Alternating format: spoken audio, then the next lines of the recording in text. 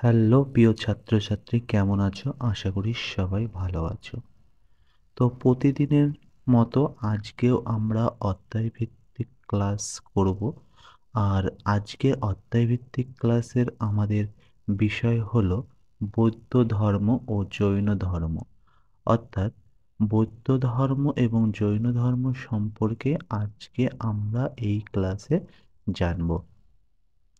কম বেশি আমরা বৌদ্ধ ধর্ম এবং জৈন ধর্ম সম্পর্কে অনেকেই জানি, কিন্তু বৌদ্ধ ধর্ম কে আবিষ্কার করে বা কে প্রচলন করে, জৈন ধর্ম প্রবক্তা কে, জৈন ধর্মে কতজন মহাবীর আছে বা কতজন স্বামী আছে, ঠিক আছে, এই বিষয়গুলোই আজকে আমরা আমাদের এই ক্লাসে জানব। তো চলো বেশি কথা না বলে শুরু করছি আজকের ক্লাস।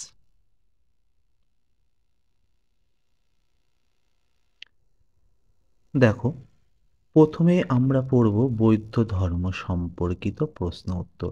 আর তোমরা কিন্তু জানো যে আমরা কিন্তু প্রতিদিন অধ্যায়ভিত্তিক ক্লাস করছি এবং সেগুলো প্রশ্ন উত্তরের মাধ্যমে, এবং যতগুলো প্রশ্ন উত্তর বা যতগুলো ক্লাস এই পর্যন্ত তোমাদের করানো হয়েছে বা আগামীতে করানো হবে, প্রতিটা বিষয় কিন্তু বিভিন্ন পরীক্ষায় প্রশ্নপত্র থেকে আমাদের এই প্রশ্নগুলো কম বেশি তোমাদের সামনে নিয়ে আসা। আর তোমরা আশা করছি এই ক্লাস করবে নিয়মিত এবং প্রতিটা প্রশ্ন তোমরা তোমাদের খাতায় লিখে রাখবে। তো দেখো, বৌদ্ধ ধর্মের প্রবর্তককে বৌদ্ধ ধর্মের প্রবর্তককে উত্তর হবে গৌতম বুদ্ধ। গৌতম বুদ্ধের জন্ম কোথায়? খুবই গুরুত্বপূর্ণ একটি প্রশ্ন। গৌতম বুদ্ধের জন্মস্থান কোথায়? লুম্বিনী। বর্তমানে এটি নেপালে অবস্থিত। বুদ্ধের আসল নাম কি? বুদ্ধের আসল নাম হলো সিদ্ধার্থ। ঠিক আছে, বুদ্ধের আসল নাম কি? সিদ্ধার্থ। পরবর্তী প্রশ্ন দেখো, গৌতম বুদ্ধের পিতার নাম কি? গৌতম বুদ্ধের পিতার নাম হচ্ছে সূত্রধন এবং মাতার নাম হচ্ছে মায়া দেবী। বুদ্ধ অর্থাৎ গৌতম বুদ্ধের কথাই বলা হচ্ছে, বুদ্ধ বলতে গৌতম বুদ্ধের কথাই কিন্তু বলা হচ্ছে। কোন বংশের সন্তান ছিল বা কোন বংশের ছিলেন?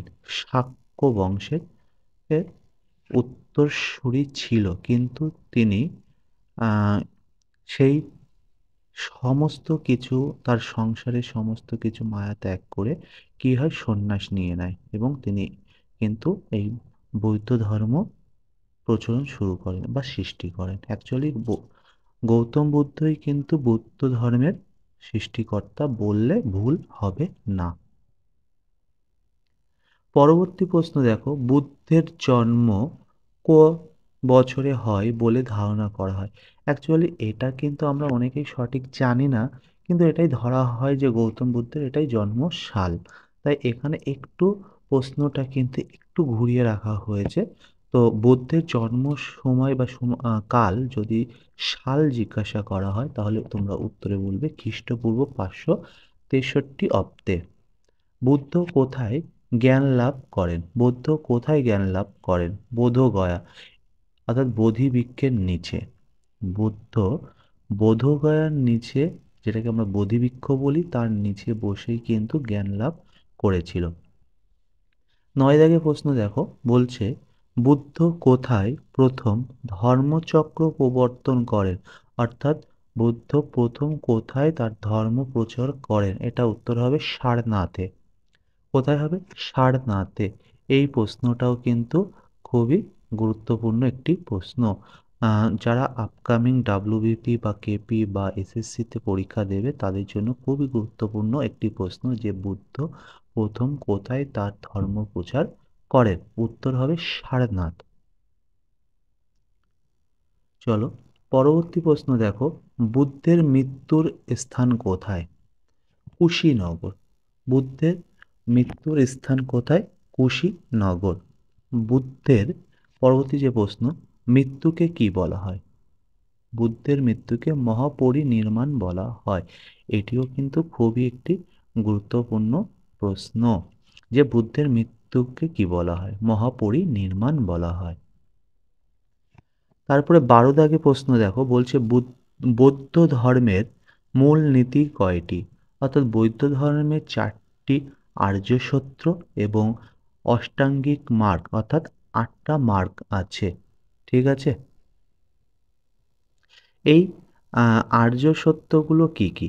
দেখো পরবর্তী প্রশ্নেই কিন্তু তোমাদের সামনে আমি রেখেছি যে ৪টি আর্য সত্য এবং অষ্টাঙ্গিক মার্গের যে কথাটা আমি তোমাদের বললাম, সেখানে একটি কথা বলা হয়েছে যে ৪টি আর্য সত্য। এই ৪টি আর্য সত্য কি, কি? দেখো জীবনে দুঃখ আছে, দুঃখের কারণ আছে, দুঃখ থেকে নিবৃত্তি আছে এবং দুঃখ নিবৃত্তির পথও আছে। ঠিক আছে? এই হলো ৪টি আর্য সত্য।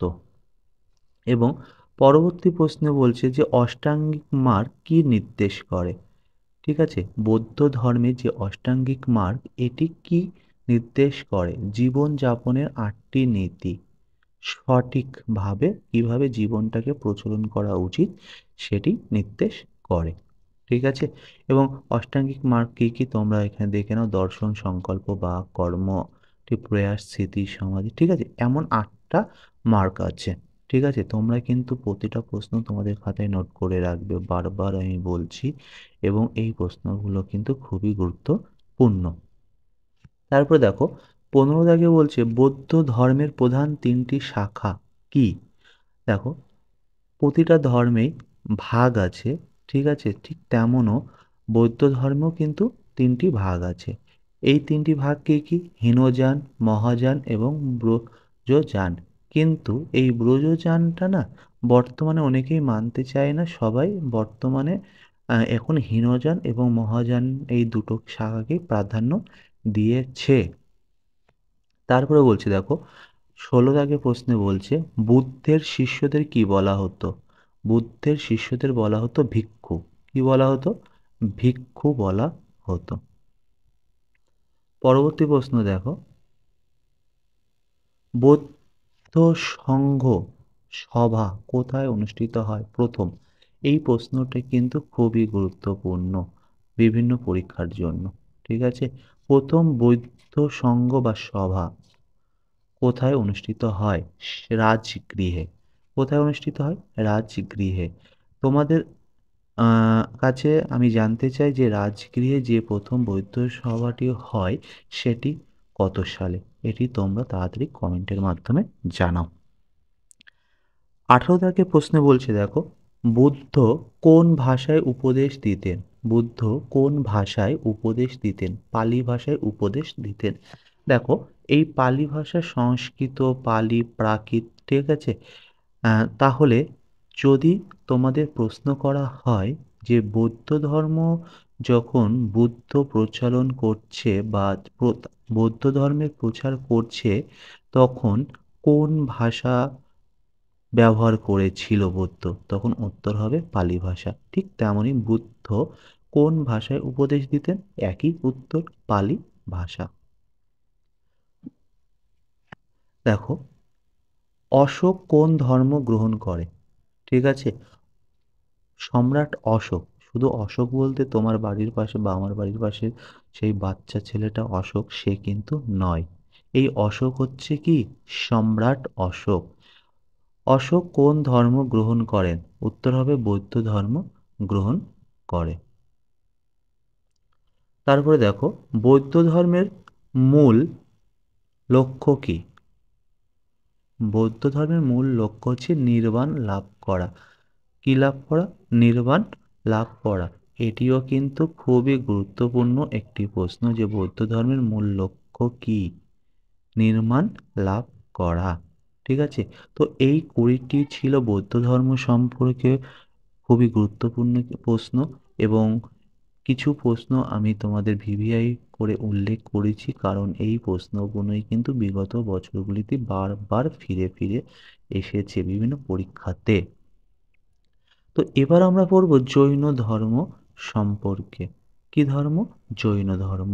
আশা করি তোমরা কিন্তু বুঝতে পারছো। আর লাইক কমেন্ট করে অবশ্যই তোমরা তোমাদের উপস্থিতিটা বুঝিয়ে দাও যে হ্যাঁ তোমরা ক্লাসগুলো নিয়মিত করছো এবং তোমরা বুঝতে পারছো। ঠিক আছে? তাড়াতাড়ি লাইক, কমেন্ট করো এবং শেয়ার করো। যদি তোমার কোনো বন্ধু এখনো পর্যন্ত আমাদের এই পরিবারে যুক্ত না হয়ে থাকে, তাকে অবশ্যই যুক্ত হতে বলো। কারণ আমি এই পরিবার অর্থাৎ ভরত স্যার জিএস অফিসিয়াল, এই পরিবার বা ইউটিউব চ্যানেল যাই বলো না কেন, এর মাধ্যমে তোমাদের আমি বিভিন্ন পরীক্ষার জন্য জিএস এর উপরে বা জিকে বা স্ট্যাটিক জিকের উপরে যত রকম সমস্যা আছে তার সমস্ত সমাধান করে দেব। এবং তোমরা যদি নিয়মিত ক্লাসগুলো করো তাহলে বিভিন্ন পরীক্ষাতে জিকে জিএস নিয়ে তোমাদের কোনো সমস্যা থাকবে না আশা করছি। ঠিক আছে? তো দেখো, জৈন ধর্ম সম্পর্কে যে প্রশ্নগুলো এবার আমরা পড়ব, প্রথমে বলছে জৈন ধর্মের প্রবর্তক কে। দেখো, জৈন ধর্মের নির্দিষ্ট কাউকে আমরা যদি বলি তাহলে সেটা ভুল হবে। কারণ জৈন ধর্মের মোট 24 জন, জৈন ধর্মে মোট 24 জন প্রবর্তক ছিল। ঠিক আছে? তো নির্দিষ্ট কাউকে আমরা বলতে পারি না, কিন্তু যদি নির্দিষ্টভাবে কাউকে বলতেই হয় তাহলে জৈন ধর্মের প্রথম যে প্রবর্তক ছিল তার নাম হচ্ছে ঋষভদেব, যাকে আমরা আদিনাথ বলেও জানি। তবে বাস্তব প্রতিষ্ঠাতা কিন্তু মহাবীর। এটা সবসময় মনে রাখবে। 2 দাগে অর্থাৎ 22 দাগে প্রশ্ন বলছে মহাবীর এর জন্ম কোথায়। মহাবীরের জন্ম কোথায়? বৈশালী জেলার কুণ্ড গ্রামে।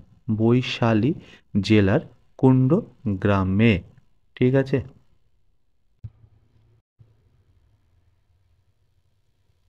পরবর্তী প্রশ্ন দেখো, মহাবীরের পিতার নাম কি? মহাবীরের পিতার নাম সিদ্ধার্থ। দেখো, আগেই আমি একটি প্রশ্ন করিয়েছিলাম যে গৌতম বুদ্ধের নাম কি। গৌতম বুদ্ধের আসল নাম সিদ্ধার্থ। আর জৈন ধর্মে সেই সিদ্ধার্থ নামের সঙ্গে মিল আছে, কিন্তু মহাবীরের পিতা কিন্তু ওই সিদ্ধার্থ না। জন্য তোমরা এটা গুলিয়ে ফেলো না, তাহলে কিন্তু মস্ত বড় ভুল হবে। ওটা হচ্ছে বৌদ্ধ ধর্মের প্রবর্তক গৌতম বুদ্ধের আসল নাম সিদ্ধার্থ। আর এইখানে যে সিদ্ধার্থের কথা বলা হচ্ছে সেই সিদ্ধার্থকে, সেটি মহাবীরের পিতার নাম। ঠিক আছে? মহাবীরের মাতার নাম কি? মহাবীরের মাতার নাম ত্রিশালা। মহাবীরের মাতার নাম কি? ত্রিশালা। তোমাদের আমি এখানে আরেকটি প্রশ্ন তোমাদের কাছে রাখছি, সেটি হচ্ছে মহাবীরের, একটুখানি দাঁড়াও, কোথাও একটু ভুল হচ্ছে মনে হচ্ছে একটুখানি। হ্যাঁ, যেটা বলছিলাম, তোমাদের কাছে যে প্রশ্নটা আমি রাখছি তোমরা সেই প্রশ্নের উত্তর অবশ্যই কমেন্টের মাধ্যমে জানিয়ে দাও যে মহাবীরের সন্তানের নাম কি ছিল। ঠিক আছে? মহাবীরের সন্তানের নাম কি ছিল? দেখো, 25 দাগে বলছে মহাবীর কোন বংশে ছিলেন। গাত্রিক বংশের ছিলেন। মহাবীরের আসল নাম কি? বর্ধমান। আচ্ছা, এই প্রশ্নটা একটুখানি তোমরা দেখে নেবে। মহাবীরের আসল নাম কি? একটুখানি দাঁড়াও, মনে হচ্ছে টাইপিং ভুল হয়েছে, একটুখানি দাঁড়াও, আমি এটা দেখে তোমাদের বলছি। ঠিক আছে, আমি প্রথমে ভেবেছিলাম টাইপিং মিস্টেক আছে, কিন্তু না, টাইপিং মিস্টেক নেই। ঠিক আছে? তাহলে মহাবীরের আসল নাম কি? মহাবীরের আসল নাম বর্ধমান। তোমাদের সেই সঙ্গে আরেকটি প্রশ্ন আমি তোমাদের হোমওয়ার্ক দিচ্ছি, বা তোমরা কমেন্টের মাধ্যমে এই প্রশ্নের উত্তরটি জানাও যে মহাবীরের স্ত্রীর নাম কি? মহাবীরের ওয়াইফ। ঠিক আছে? স্ত্রী এর নাম কি? পরবর্তী প্রশ্ন বলছে, দেখো, মহাবীর কোন বয়সে গৃহত্যাগ করেন? 30 বছর বয়সে মহাবীর গৃহত্যাগ করেন। মহাবীর কত বছর তপস্যা করেন? উত্তর হবে 12 বছর। মহাবীর কত বছর তপস্যা করেন? উত্তর হবে 12 বছর মহাবীর কিন্তু তপস্যা করেছিল। ঠিক আছে? তারপরে দেখো, মহাবীর কোথায় জ্ঞান লাভ করেন? জিম্ভিক গ্রামে, যেটি বর্তমানে কোথায় অবস্থিত? বিহার রাজ্যে অবস্থিত। তারপরে প্রশ্ন দেখো, মহাবীরের মৃত্যুর স্থান কোথায়? অর্থাৎ মহাবীর কোথায় তার দেহ রাখেন? ঠিক, উত্তর হবে পাভাপুর। উত্তর কি হবে? পাভাপুর, যেটিও বর্তমানে কোথায় অবস্থিত? বর্তমানে বিহার রাজ্যে অবস্থিত। তোমাদের যদি কোনো প্রশ্ন নিয়ে কোনো সমস্যা থাকে অবশ্যই তোমরা কি করবে? কমেন্টের মাধ্যমে জানাবে, আমি তোমাদের সমস্যার সমাধান করে দেব। আশা করি কোনো সমস্যা হবে না, তবুও যদি কোথাও কোনো প্রশ্ন নিয়ে তোমাদের সমস্যা থাকে অবশ্যই তোমরা কমেন্টের মাধ্যমে আমাকে জানাও। তো দেখো, ৩১ দাগের প্রশ্নে বলছে জৈন ধর্মের মূল নীতি কয়টি? জৈন ধর্মের টোটাল নীতি ছিল কটি? ৫টি। এই ৫টি নীতিকে কি বলা হয়? আচ্ছা, এই ৫টি নীতিকে ৫টি মহাব্রত বলা হয়। জৈন ধর্মের টোটাল ৫টি নীতি, এই ৫টি নীতিকে মহাব্রত বলা হয়। দেখো, এই ৫টি যে মহাব্রত সেটি কিন্তু এখানে আলোচনা করা হয়েছে। কি কি? অহিংসা, সত্য, অস্তেয়, এই অস্তেয় মানে চুরি না করা, ব্রহ্মচর্য এবং অপরিহার্য বা অপরিগ্রহ। ঠিক আছে? এই ৫টি হচ্ছে মহাব্রত বা জৈন ধর্মের মূল নীতি। পরীক্ষায় খুবই এই প্রশ্নটি আসে যে জৈন ধর্মের মূল নীতি কয়টি? তাহলে উত্তর হবে ৫টি। ঠিক আছে? তারপরে দেখো, পরবর্তী প্রশ্নে বলছে জৈন ধর্মের প্রধান ২ সম্প্রদায় কি কি? ঠিক আছে? উত্তর হবে দিগম্বর এবং শ্বেতাম্বর। প্রশ্ন যে প্রশ্নটা আমি তোমাদের এখন করালাম এটা কিন্তু খুবই গুরুত্বপূর্ণ প্রশ্ন, যে জৈন ধর্মের কয়টি সম্প্রদায়? তাহলে দুটো। যদি বলি কি কি, তাহলে দিগম্বর ও শ্বেতাম্বর। ঠিক আছে? ৩৪ দাগে বলছে জৈন ধর্মের তীর্থঙ্কর কাকে বলে? আচ্ছা, ২৪ জন যে তীর্থঙ্কর বা কি বলবো স্বামী ছিল জৈন ধর্মের, সর্বপ্রথম আর সর্বশেষ, এই দুটি কিন্তু খুবই গুরুত্বপূর্ণ। প্রথমে আছে ঋষভ বা আদিনাথ, ঋষভদেব বা আদিনাথ, এবং শেষ আছে মহাবীর স্বামী বা মহাবীর। ঠিক আছে? এই মহাবীরের বর্তমান নাম কিন্তু আমরা প্রত্যেকেই জানি যে মহাবীর স্বামী বা মহাবীর, কিন্তু পূর্ব নাম ছিল কি? বর্ধমান। এই জৈন ধর্মে তীর্থঙ্করের সংখ্যা কটি? তীর্থঙ্করের সংখ্যা ২৪টি। কিন্তু এখানে প্রশ্ন হচ্ছে যে তীর্থঙ্কর কাকে বলে? তীর্থঙ্কর তাকেই বলে এই জৈন ধর্ম মত অনুসারে যিনি আত্মজ্ঞান অর্জন করে অন্যদের মুক্তির পথ দেখান, অর্থাৎ যিনি নিজেকে বা নিজের মধ্যে যে জ্ঞান অর্জন করেন তাই বলছে যে আত্মজ্ঞান, অর্থাৎ ধর্ম সম্পর্কে যা মানে সঠিক তথ্য, এক কথায় বলতে গেলে সঠিক তথ্য জেনে অপরকে সেই তথ্য সম্পর্কে উপদেশ দেয় বা সেই তথ্য অনুযায়ী মেনে চলতে বলে। ঠিক আছে? তাই বলছে যিনি আত্মজ্ঞান অর্জন করে অন্যদের মুক্তির পথ দেখায় তিনিই হচ্ছে তীর্থঙ্কর। ৩৫ দাগে প্রশ্নে বলছি দেখো, মহাবীর স্বামী ছিলেন কততম তীর্থঙ্কর? ২৪তম তীর্থঙ্কর। আমি একটু আগেই বললাম যে জৈন ধর্মে মোট ২৪ জন, মোট কতজন? ২৪ জন তীর্থঙ্কর বা স্বামী ছিলেন বা স্বামী। দেখো, অনেকে স্বামী বললে অনেকে ভাববে যে দক্ষিণ ভারতের কথা বা দক্ষিণের মতন কথা বলছি, কিন্তু সেটা না। আমরা স্বামী স্বামী বলে অভ্যস্ত, কিন্তু স্বামী কিন্তু না, এটা স্বামী, অর্থাৎ মহাবীর স্বামী। ঠিক আছে? তোমরা চাইলে বলতে পারো, না চাইলেও কোনো অসুবিধা নেই। তাহলে জৈন ধর্মের টোটাল ২৪ জন তীর্থঙ্কর ছিলেন, তার মধ্যে প্রথম ছিলেন ঋষভদেব বা আদিনাথ এবং শেষ ছিলেন মহাবীর। ঠিক আছে? এবং এই মহাবীরকেই কিন্তু সবাই মান্যতা দিয়েছে যে না, জৈন ধর্মের প্রবক্তা বা জৈন ধর্মের প্রতিষ্ঠাতা যাই বলুক না কেন, মহাবীরকে মানলেও প্রতিষ্ঠাতা কিন্তু কখনোই মহাবীরকে কেউ মানেনি, সবাই কিন্তু সেই ঋষভদেবকেই মেনেছে। এইটুক না তোমরা কিন্তু মাথায় রাখবে। তো এই ছিল আজকের ক্লাসের প্রশ্ন উত্তর পর্ব বা জৈন ধর্ম ও বৌদ্ধ ধর্ম সম্পর্কে তথ্য তোমাদের যেটা আমি দিতে চেয়েছিলাম বা যেটা দিতে চাই পরীক্ষা ওরিয়েন্টেড, সেইগুলোই আমি তোমাদের মাঝে তুলে ধরলাম। তো যদি তোমাদের মনে হয় যে না ক্লাসগুলো ভালো লাগছে অবশ্যই লাইক কমেন্ট করো এবং তাড়াতাড়ি বন্ধুদের মাঝে শেয়ার করে দাও, কারণ আর কিছুদিন পরে ডাব্লিউবিপি কেপির পরীক্ষা, অন্যদিকে এসএসসির বিভিন্ন পরীক্ষাগুলো কিন্তু শুরু হবে। তো বন্ধুদের মাঝে তাড়াতাড়ি শেয়ার করে যাও, যাতে তারাও এই ক্লাসগুলো দেখে কিছুটা হলেও উপকার পেতে পারে। ঠিক আছে? তো ক্লাস এখানেই শেষ করছি। জয় হিন্দ, জয় ভারত।